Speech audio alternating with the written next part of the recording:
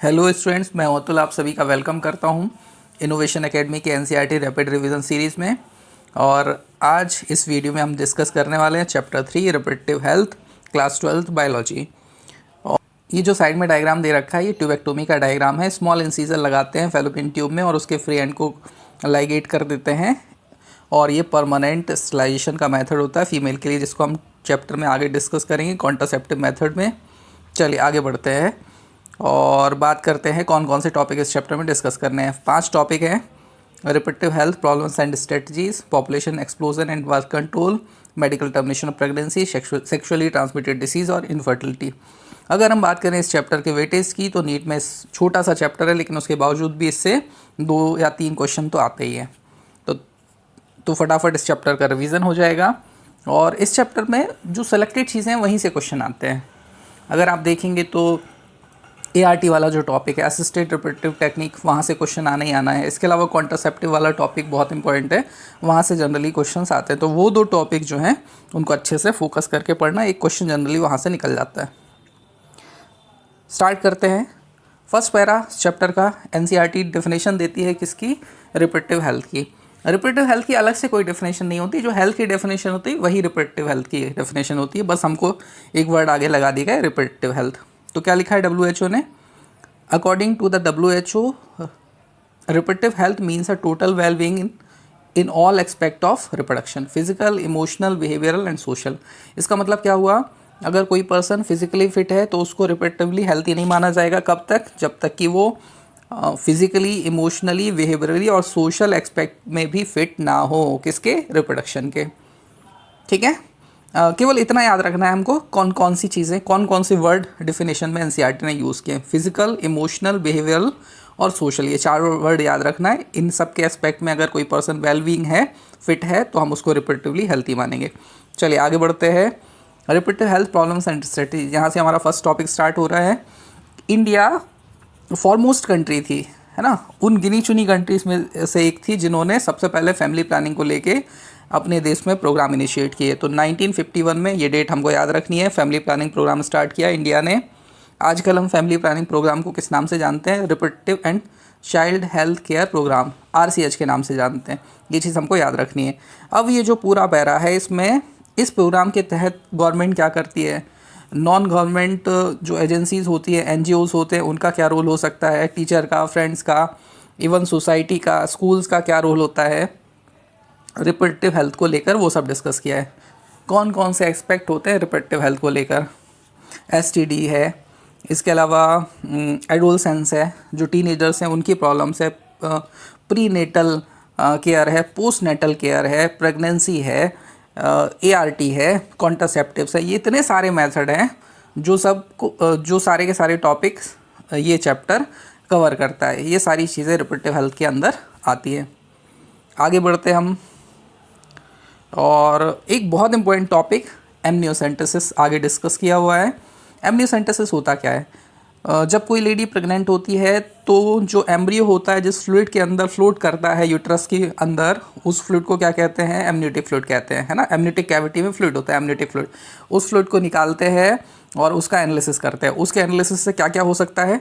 उससे हमको जो जेनेटिकल डिसऑर्डर होते हैं उनके बारे में पता लग सकता है। कौन कौन से genetical disorder? Down syndrome, haemophilia, sickle cell anaemia, Turner syndrome, Klinefelter syndrome, ये सारे डिसऑर्डर पता चल सकते हैं। इसके अलावा कोई हैवी मेंटल प्रॉब्लम तो नहीं है, एनसेफेलिस तो नहीं है ना। इसके अलावा कोई बच्चा बहुत ज़्यादा फिजिकली हैंडीकैप तो नहीं है, बच्चे को कोई ऐसी डिसीज़ तो नहीं है जिससे मदर को आगे प्रेगनेंसी कंटिन्यू करने में प्रॉब्लम हो। तो ये सारी चीज़ें पता की जा सकती है।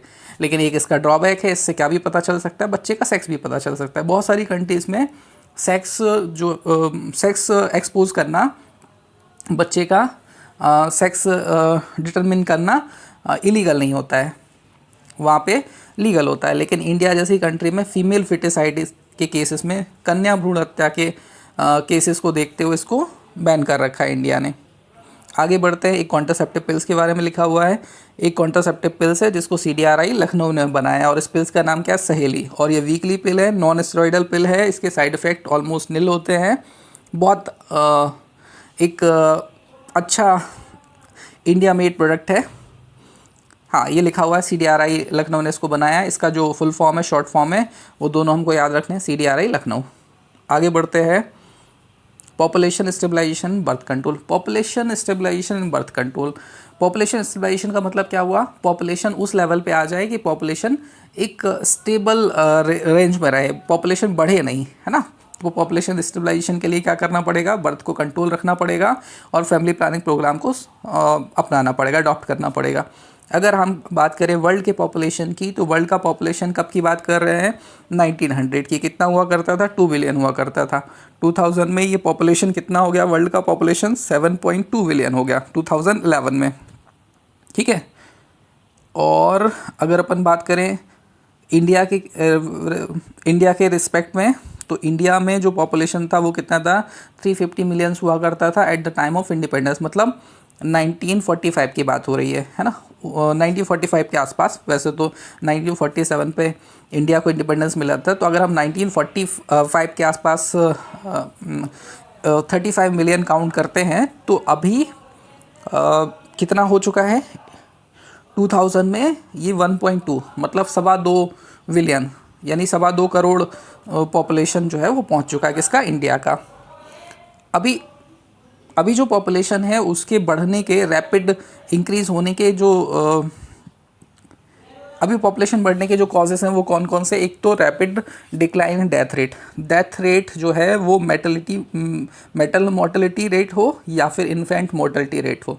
मेटल मोर्टेलिटी रेट मतलब जो प्रेग्नेंट लेडी है उसकी डेथ, और इन्फेंट मोर्टेलिटी रेट का मतलब क्या हो गया? जो बच्चा होता है, छोटा होता है, बर्थ से लेके, पार्टुरेशन से लेके 1 साल तक का जो बेबी होता है उसको इन्फेंट बोलते हैं। तो कई सारे बच्चे, 10 में से 5 या 6 बच्चे जो है वो मर जाते थे पहले, उनकी डेथ हो जाती थी, लेकिन वो डिक्लाइन हुआ है। इसका मतलब वो बच्चे जो है अब ज़्यादा बेहतर सर्वाइव कर पाते हैं। इसके बैकग्राउंड में जो चीज़ है वो क्या है? मेडिकल फैसिलिटीज़, और गवर्नमेंट ने जो फैसिलिटीज़ अवेलेबल कराई है वो सब है, चाइल्ड केयर प्रोग्राम है। और हम बात करें 2011 के सेंसस के अकॉर्डिंग, तो जो वर्ल्ड का पॉपुलेशन ग्रोथ रेट है वो ऑलमोस्ट 2% है। अगर पॉपुलेशन ग्रोथ बढ़ता है, अलार्मिंग सिचुएशन आती है, तो कौन कौन सी दिक्कतें होती है? ओवर पॉपुलेशन के कारण तो बहुत सारी प्रॉब्लम होती है।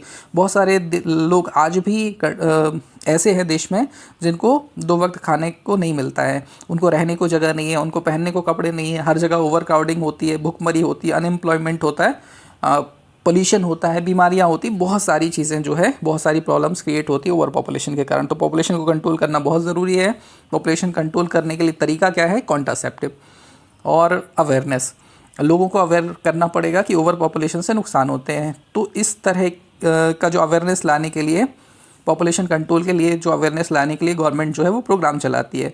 तो एक स्लोगन यहाँ पर लिखा रखा है, हम दो हमारे दो, है ना, V2 R2, हम दो हमारे दो।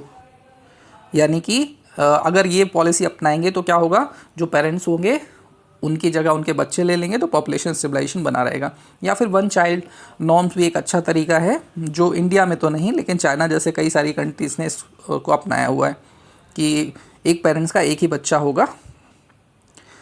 इसके अलावा लीगली मैरिज की जो एज है वो डिसाइड की गई है कि लड़कियों की शादी 18 साल के पहले और लड़कों की शादी 21 साल से पहले नहीं होगी, क्योंकि चाइल्ड मैरिज भी एक पॉपुलेशन इंक्रीज़ करने का कारण होता है। चलिए आगे बढ़ते हैं। कॉन्ट्रासेप्टिव की बात हो रही थी, तो कॉन्ट्रासेप्टिव्स क्या होते हैं? वो डिवाइस होते हैं, वो मेथड होते हैं जो अनवांटेड प्रेगनेंसी को रोकने के लिए ज़रूरी होते हैं, और ये पॉपुलेशन कंट्रोल में, फैमिली प्लानिंग में बहुत हेल्पफुल होते हैं। अगर हम बात करें एक आइडियल कॉन्ट्रासेप्टिव मेथड की, तो आइडियल कॉन्ट्रासेप्टिव मेथड जो होता है वो, उसके कौन कौन से कैरेक्टरिस्टिक्स होने चाहिए? यूज़र फ्रेंडली होना चाहिए, इजीली अवेलेबल होना चाहिए, इफ़ेक्टिव होना चाहिए, रिवर्सिबल होना चाहिए, उसके साइड इफ़ेक्ट या तो ना ही हो या फिर हो तो बहुत कम होने चाहिए, और वो इंटरफेयर नहीं करना चाहिए सेक्सुअल ड्राइव के साथ, डिज़ायर के साथ, किसी भी सेक्सुअल एक्ट को वो अफेक्टेड नहीं करना चाहिए। ये सारी खासियत जिस कॉन्ट्रासेप्टिव में होंगी उसको हम आइडियल कॉन्ट्रासेप्टिव बोलेंगे। अभी कॉन्ट्रासेप्टिव होते क्या है? 2 तरीके के कॉन्ट्रासेप्टिव होते हैं, एक नेचुरल या फिर ट्रेडिशनल, दूसरा जो होता है उसको हम कहते हैं साइंटिफिक। साइंटिफिक में भी 2 तरह के होते हैं, टेम्परेरी और परमानेंट। पहले बात करते हैं नेचुरल या फिर ट्रेडिशनल के। साइंटिफिक में कौन कौन से हैं वो एनसीईआरटी ने लिख रखा है, barrier, IUCDs, oral contraceptive, injectables, implant, surgical method, ये सारे कॉन्ट्रासेप्टिव साइंटिफिक मेथड होते हैं। पहले बात नेचुरल मेथड की। नेचुरल मेथड में 3 मेथड है। First one periodic abstinence, second one withdrawal method, third one lactational amenorrhoea. अगर हम बात करें पीरियडिक एब्स्टिनेंस की तो ये क्या होता है, इसमें हमको ये ध्यान रखना होता है कि जो सेफ पीरियड होता है उसी टाइम पे फिजिकल रिलेशन मेंटेन हो। बाकी जो फर्टाइल पीरियड होता है, फर्टाइल पीरियड कब से होता है, जो मेंस्ट्रुएशन साइकिल होती है उसके 10 से 17 डे तक का जो टाइम पीरियड होता है, जिसके बीच में ओवुलेशन भी होता है, वो टाइम फर्टाइल पीरियड होता है। उस टाइम अगर फिजिकल रिलेशन को, कोइटस को अगर अवॉइड किया जाएगा तो चांसेस कम होते हैं प्रेगनेंसी कंसीव करने के। लेकिन वही है, एमसी हर किसी लेडी का सेम नहीं होता है, तो ये अगर दिन आगे पीछे हो जाएंगे तो ऐसी कंडीशन में प्रेगनेंसी कंसीव होने के चांसेस तो होते हैं। अगर हम बात करें सेकंड मेथड की, विड्रॉल मेथड, कोइटस इंटरप्टस, इसमें क्या करना होता है, कोइटस को इंटरप्ट करना होता है जस्ट बिफोर द इजैकुलेशन, और पीनस को वेजाइना से, फीमेल रिप्रोडक्टिव ट्रैक्ट से बाहर निकालना होता है, और इजैकुलेशन कहाँ होगा, बाहर होगा। ये मेथड भी बहुत ज़्यादा प्रैक्टिकल नहीं है, कन्वीनियंट नहीं है। इसके बाद अगर अपन बात करें, और इसके फेल होने के चांसेस भी है, इसके बाद अगला मेथड जो है वो क्या है, लैक्टेशनल एमिनोरिया। लैक्टेशनल एमिनोरिया क्या होता है, ये तो नेचर का अपना खुद का एक एक तरीके का मेथड है, जिसमें क्या होता है, इंटेंस लैक्टेशनल जो पीरियड होता है प्रेगनेंसी के बाद, प्रेगनेंसी के टाइम पर भी मेंस्ट्रुएशन साइकिल नहीं आते हैं, उसके अलावा जब बच्चा डिलीवर हो जाता है, पार्टुरेशन होता है, उसके भी कुछ 3-4 महीने के बाद भी क्या होता है, एमसी जो है वो स्टार्ट नहीं होता, और एब्सेंस ऑफ एमसी में ओवुलेशन नहीं होगा तो प्रेगनेंसी कंसीव होने के चांसेस नहीं होते हैं। Lactational amenorrhoea absence of menstruation को कहते हैं। अब अगर अपन मेथड की बात करें तो इन मेथड के क्या है, साइड इफ़ेक्ट नहीं है, ऑलमोस्ट नील है side effect, chances of failure ज़्यादा है, इसीलिए इन मेथड को ज़्यादा प्रेफर नहीं किया जा सकता। दूसरे मेथड की बात करें, दूसरी कैटेगरी की हम बात करें तो वो साइंटिफिक मेथड है। साइंटिफिक मेथड में पहले हम बात करेंगे टेम्परेरी मेथड की, जो शॉर्ट टाइम के लिए होते हैं, और फिर परमानेंट मेथड की, यानी कि स्टरलाइजेशन की। तो फर्स्ट अगर हम टेम्परेरी मेथड की बात करें तो यहाँ पर वेरियर मेथड दे रखा है। वेरियर मेथड का ऑब्जेक्टिव क्या होता है, इंटेंशन क्या होता है, ओवम और स्पर्म को मिलने से रोकना, फर्टिलाइजेशन को रोकना।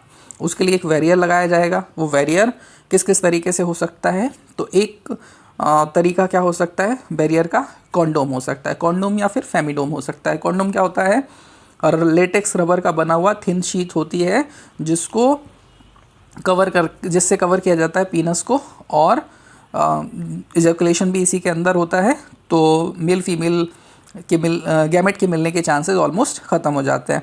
इसके अलावा यहाँ पर नाम दे रखा है एक फेमस कॉन्डोम के ब्रांड का, दैट इज़ व्हाट, निरोध। आगे अगर हम बढ़ते हैं, हाँ, इसकी एक अच्छी बात और है कॉन्डोम की कि ये क्या करता है, एसटीडी से भी प्रिवेंट करता है, एड्स जैसी बीमारियों से भी बचाता है। तो इसके दोहरे बेनिफिट हैं, कॉन्ट्रासेप्शन भी हो जाता है, और जो अनप्रोटेक्टिव इंटरकोर्स के केसेस में जो सेक्सुअली ट्रांसमिटेड डिसीज़ या फिर एड्स जैसी बीमारियां होने के खतरे होते हैं वो भी उनको भी टाला जा सकता है। इसके अलावा जो कॉन्डोम होते हैं वो दोनों के लिए होते हैं। फीमेल के लिए जो कॉन्डोम होते हैं उनको क्या बोलते हैं, फेमिडोम बोलते हैं। आगे बढ़ते हैं, हाँ, डिस्पोजेबल होने के कारण, सेल्फ इंसर्टेड होने के कारण और प्राइवेसी मेंटेन होने के कारण ये काफ़ी ज़्यादा अमाउंट में यूज़ किए जाते हैं। दूसरी कैटेगरी जो मेथड की है, साइंटिफिक मेथड की है, वो क्या है, डायफ्राम, सर्विकल कैप्स और वॉल्ट्स। ये क्या होते हैं, ये भी वेरियर मेथड ही है, फिजिकल वेरियर लगाते हैं, ये भी रबर के बने होते हैं, सेल्फ इंसर्टेड होते हैं, और इनसे क्या होता है, सर्विक्स को कवर कर लिया जाता है, और जिससे वो क्या करते हैं, स्पर्म की एंट्री को ब्लॉक कर देते हैं, कहाँ पहुँचने से, फैलोपियन ट्यूब से। इसके अलावा स्पर्मिसाइडल कीम्स होती, जेलीज होती, फॉर्म्स होते हैं, जिनको भी सेक्शुअल पार्ट पे अप्लाई करके स्पर्म को मारा जा सकता है और प्रेगनेंसी कंसीव होने से बचा जा सकता है। चलिए आगे बात करते हैं एक और मेथड की, इंट्रायूटेराइन डिवाइस, आईयूडीज इनको बोलते हैं, शॉर्ट में आईयूसीडीज भी बोलते हैं, इंट्रायूटेराइन कॉन्ट्रासेप्टिव डिवाइस। इनकी अगर हम बात करें तो इनका यूज़ जो है, इसके लिए आपको डॉक्टर के पास जाना पड़ता है, या फिर जो एक्सपर्ट नर्स होती है वो इनको इम्प्लांट करते हैं बॉडी के अंदर। इंट्रायूटेराइन कॉन्ट्रासेप्टिव डिवाइस जो होती है वो 3 कैटेगरी की हो सकती है, नॉन मेडिकेटेड, इसके बाद कॉपर रिलीजिंग और हार्मोन रिलीजिंग। नॉन मेडिकेटेड की अगर हम बात करें तो एग्जांपल क्या है, लिपीज लूप, बहुत इंपॉर्टेंट है, एनसीईआरटी ने ये जो जितने भी एग्जांपल दे रखे हैं कॉन्ट्रासेप्टिव्स के, आईयूसीडीज कॉन्ट्रासेप्टिव के, बहुत इंपॉर्टेंट है। कॉपर रिलीजिंग के एग्जांपल कौन कौन से हैं? Copper T, copper 7, Multiload 375। और हार्मोन रिलीजिंग का एग्जांपल क्या है? प्रोजेस्टेरोन और LNG-20। एक बार फिर से रिवाइज करते हैं। आईयूडीज़ कितने तरह के होते हैं? 3 तरह के होते हैं, नॉन मेडिकेटेड, कॉपर रिलीजिंग और हार्मोन रिलीजिंग। नॉन मेडिकेटेड केवल फिजिकल बैरियर लगाते हैं, रबर के या फिर किसी दूसरे मेटेलिक मटेरियल के ये बने होते हैं, जैसे लिपीस लूप। कॉपर रिलीजिंग की अगर हम बात करें तो कॉपर टी, कॉपर 7 है ना, ये कॉपर रिलीज़ करते हैं। और कॉपर हमको पता है क्या करता है, स्पर्म की जो मोटिलिटी होता है उसको घटा देता है, जिससे स्पर्म को फैलोपियन ट्यूब तक पहुंचने में काफ़ी समय लगता है या फिर वो पहुंच नहीं पाता है। हार्मोन रिलीजिंग की बात करें तो कौन कौन से एग्जांपल है? आयोडीज़, हार्मोन रिलीजिंग आयोडीज़ की हम बात करें तो प्रोजेस्टेरोन और LNG-20। और आयोडीज़ करते क्या है? या तो फैगोसाइटिस, स्पर्म के मारने की जो प्रोसेस होती है वेजाइना के अंदर, स्पर्म को मारा जाता है, या फिर यूट्रस की जो वॉल होती है वो भी फैगोसाइटोसिस करती है, ठीक है। तो या तो उसको बढ़ा देना या फिर क्या करना, कॉपर रिलीज़ करना। तो कॉपर क्या करते हैं? सप्रेस कर देते हैं स्पर्म की मोटिलिटी को। या फिर जो यूट्रस की वॉल है उसको क्या कर दो, अनसूटेबल बना दो, वहाँ पे हार्मोन रिलीज़ करके कि वो क्या नहीं कर पाए, इम्प्लांटेशन नहीं कर पाए। तो ये 3 तरीके जो है वो कौन करते हैं? आयोडीज़ करते हैं। अगर हम बात करें आयोडीज़ आइडियल, हाँ एक और चीज़ हमने इसके पहले देखा था कि आयोडीज़ की कौन सी कैटेगरी, एक और चीज़ जो हमने पहले देखी थी कि आइडियल कॉन्ट्रासेप्टिव के जो जितने भी कैरेक्टरिस्टिक्स होते हैं वो आयोडीज़ फॉलो करते हैं, है ना, इसलिए इनको क्या बोला जाता है? आइडियल कॉन्ट्रासेप्टिव बोला जाता है। और जो इंडिया में सबसे ज़्यादा एक्सेप्टेड अगर कोई मेथड है कॉन्ट्रासेप्शन का तो वो कौन सा मेथड है? आईयूडीज़ है। आगे बढ़ते हैं। इसके अलावा ओरल कॉन्ट्रासेप्टिव्स क्या होती है? इनको ओरल पिल्स भी कहते हैं। ओरल पिल्स में हार्मोन्स होते हैं, प्रोजेस्टेरोन और एस्ट्रोजन, या तो इनका कॉम्बिनेशन होता है या फिर केवल प्रोजेस्टेरोन हार्मोन होता है ना। प्रोजेस्टेरोन को प्रोजेस्टेरोन हार्मोन भी बोलते हैं, तो अगर आप कहीं प्रोजेस्टेरोन भी देखें तो भी बात सेम है। इसके अलावा ये टैबलेट जो होती है वो रेगुलर लेनी होती है इनको, इसीलिए इनको क्या कहते हैं? डेली पिल्स कहते हैं। और इनको स्टार्ट कब करना होता है? जो मेंस्ट्रुअल फ्लो वाला जो पीरियड होता है, मेंस्ट्रुअल साइकिल के स्टार्टिंग फर्स्ट 2 5 डेज होते हैं, तब इनको स्टार्ट करना होता है और लगातार 21 डे तक लेना होता है। और 7 दिन के गैप के बाद फिर से सेम कोर्स जो टैबलेट का होता है वो स्टार्ट करना होता है। ये करती क्या है टैबलेट बॉडी में पहुंच के? तो ये या तो ओवुलेशन को रोक देंगी या फिर इम्प्लांटेशन को इनहिबिट कर देती है, ठीक है। और जो एंडोमेट्रियम होती है उसकी म्यूकस को थिक कर देती है, तो स्पर्म की एंट्री नहीं हो पाती या फिर इम्प्लांटेशन नहीं हो पाता है। अगर बात करें पिल्स की साइड इफ़ेक्ट की, तो हाँ पिल्स के साइड इफ़ेक्ट होते हैं जो आगे हम डिस्कस करेंगे। यहाँ पर एक और पिल्स के बारे में लिखा है जिसके बारे में ऑलरेडी हम पहले पढ़ चुके हैं, सहेली क्या है? ओरल कॉन्ट्रासेप्टिव पिल्स है और ये लेटेस्टली अभी बनाई गई पिल्स है और नॉन स्टेरॉइडल कैटेगरी की है, वंस अ वीक, इसीलिए इसको वीकली पिल्स भी कहते हैं। इसके साइड इफ़ेक्ट ऑलमोस्ट नहीं होते हैं और इसकी कॉन्ट्रासेप्शन वैल्यू काफ़ी अच्छी होती है। प्रोजेस्टेरोन या फिर एस्ट्रोजन के साथ इसका जो कॉम्बिनेशन होता है वो इंजेक्शंस और इम्प्लांट्स के फॉर्म में भी यूज़ किए जाते हैं। अब ये क्या चीज़ होती है? ओरल पिल्स रेगुलर लेनी होती है। अगर आपने पिल्स मिस कर दी तो अगले दिन 2 पिल्स लेनी होती है। 2 दिन से ज़्यादा आप मिस नहीं कर सकते। और उनमें हार्मोन जो है वो थोड़े थोड़े अमाउंट में बॉडी के अंदर जाते हैं। लेकिन अगर इसको रेगुलर पिल्स लेने की जो प्रोसेस है अगर उसको रोकना है तो क्या किया जा सकता है? बॉडी में इनको पाउच के फॉर्म में इम्प्लांट्स भी किया जा सकता है, जिसको क्या बोलते हैं? इंजेक्शंस और इम्प्लांट्स बोलते हैं। तो स्किन के नीचे इनको छोटा सा स्मॉल सर्जरी करके इनको फिक्स कर दिया जाता है और वहाँ से वो धीरे धीरे क्या करते रहते हैं? हार्मोन रिलीज़ करते रहते हैं और इनका जो लाइफ टाइम होता है वो काफ़ी लंबा होता है। तो एक बार अगर इनको बॉडी में फिक्स कर दिया गया तो क्या होता है? लंबे समय तक ये चलते रहते हैं और जो भी इनका एक्सपायरी टाइम होता है उस तक ये चलते हैं और उसके बाद फिर से इम्प्लांट्स लगाया जा सकता है ना। तो इनकी ड्यूरेबिलिटी अच्छी होती है, इसलिए इनको भी काफ़ी यूज़ किया जाता है। अगर हम बात करें इमरजेंसी पिल्स की, तो इमरजेंसी पिल्स में भी हार्मोन थोड़े से हाई डोज में होते हैं और उनका ऑब्जेक्टिव क्या होता है, इम्प्लांटेशन को रोकना, क्योंकि फर्टिलाइजेशन तो ऑलमोस्ट अगर होना होगा तो हो चुका होगा, है ना।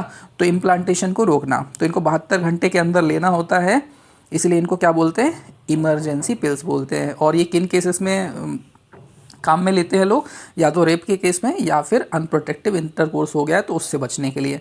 अगला जो मेथड है जो कि इम्पोर्टेंट भी है, सर्जिकल मेथड। सर्जिकल मेथड को हम स्टरलाइजेशन भी कहते हैं। स्टरलाइजेशन दोनों के लिए होते हैं, मेल के लिए भी फीमेल के लिए। मेल स्टरलाइजेशन को हम कहते हैं वेसेक्टोमी, फीमेल स्टरलाइजेशन को हम बोलते हैं ट्यूबेक्टोमी। ये रिवर्सिबल नहीं होते हैं, इनमें सर्जरी करनी पड़ती है ना। और सर्जरी करने के बाद फिर जो फैलोपियन ट्यूब या फिर वास डिफरेंस जो है उसके स्मॉल सेगमेंट को कट करके या फिर उसको रिमूव किया जाता है, और इसको फिर दोबारा फैलोपियन ट्यूब को बाद में दोबारा नहीं जोड़ा जा सकता, या फिर वास्ट डिफरेंस को बाद में नहीं जोड़ा सकता, इसलिए इनको रिवर्सिबल मेथड नहीं कहते, और हम इनको क्या कहते हैं, परमानेंट मेथड। तो इनका यूज़ कब करना होता है, इनका यूज़ तब करना होता है जब फैमिली कंप्लीट हो चुकी है, 2 बच्चे ऑलरेडी किसी कपल के हो चुके होते हैं, तो वो इन मेथड की तरफ जा सकते हैं। दोनों डायग्राम बहुत इंपॉर्टेंट है, इनको ध्यान से देखेंगे। यहाँ पर जो फिगर 3.4 है उसमें वेसेक्टोमी दिखाया हुआ है, वास्ट डिफरेंस को के सेगमेंट को कट करके उसके फ्री एंड्स को लाइगेट किया गया है। डायग्राम 3.4 का बी जो है उसमें क्या दिखाया हुआ है, ट्यूबेक्टोमी दिखाया हुआ है, उसमें फैलोपियन ट्यूब के सेगमेंट को कट किया गया और उसके फ्री एंड को लाइगेट करके दिखाया हुआ है। सर्जिकल मेथड जो होते हैं वो क्या करते हैं, गैमेट के ट्रांसपोर्टेशन का जो पाथ होता है उसको ब्लॉक कर देते हैं। मेल का जो स्टरलाइजेशन होता है उसको वेसेक्टोमी कहते हैं, फीमेल के स्टरलाइजेशन को ट्यूबेक्टोमी कहते हैं। हाईली इफेक्टिव मेथड होते हैं, रिवर्सिबिलिटी पुअर होती है, ये सब हम ऑलरेडी पहले देख चुके हैं। अब आगे हम बढ़े उससे पहले जो कॉन्ट्रासेप्टिव वाला टॉपिक है उसके कुछ साइड इफ़ेक्ट दे रखे हैं इसमें, तो वो हम देख लेते हैं। फर्स्ट थिंग, अगर कोई इम्प्लांट्स लगवा रहा है तो उसको क्या करना पड़ेगा, पहले मेडिकल एडवाइस लेनी चाहिए, है ना। उसकी बॉडी की जो कंडीशन है, फिजिक है, वो प्रोफेशनल के साथ जाके डिस्कस करनी चाहिए, तभी वो चीज़ों की तरफ जाना चाहिए। दूसरी चीज़ क्या, अगर किसी तरह के कोई क्वेश्चन है, डाउट है ना, तो उनको जाके अपने फिजिशियन से, डॉक्टर से जाके मिलना चाहिए।